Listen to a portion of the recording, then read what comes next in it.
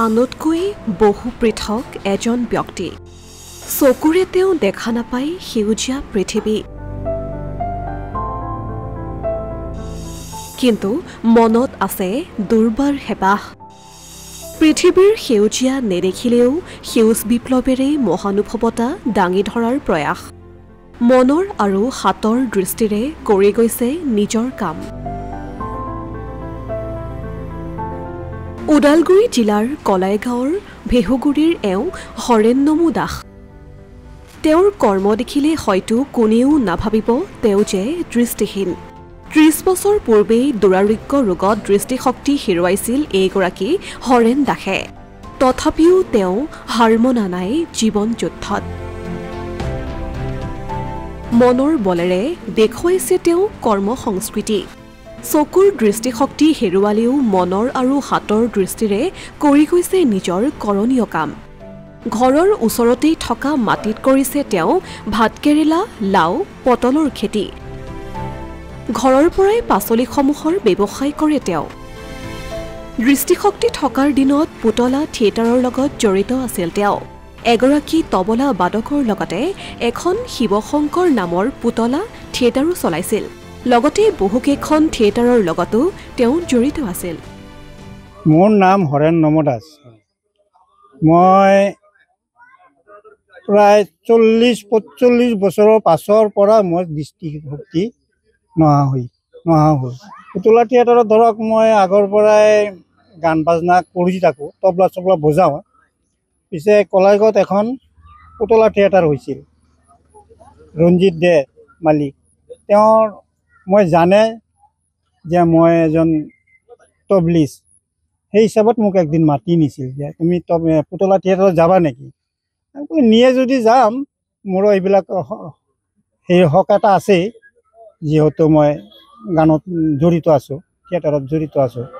যদি নিয়ে মই যাম লোৱা পিছে মাইনা কিমান দিব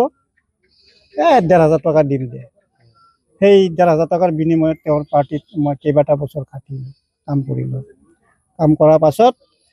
মই নিজেই পাছৰ পৰা মই নিজে পুতলা থিয়েটাৰ এখন কৰিছোঁ সেইখন থিয়েটাৰৰ নাম হ'ল শিৱশংকৰ থিয়েটাৰ এতিয়া মোৰ নাটক আছিল সতী বেউলা সাবিত্ৰী সত্যবান ৰজা হৰিশ্চন্দ্ৰ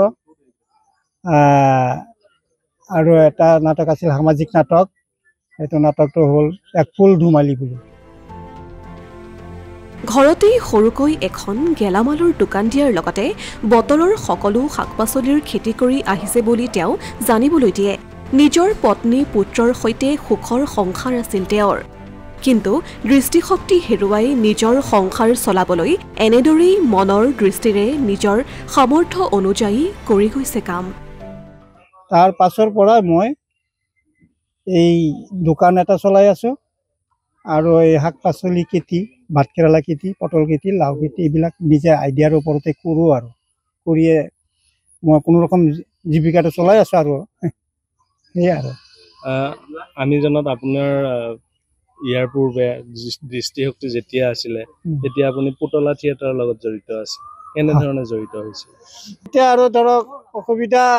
নাই বুলিয়ে ক'ব পাৰি আইডিয়া এটা হৈ গ'ল না এতিয়া হাতে লাৰিলে মই ক'ব পাৰিম যে এইটো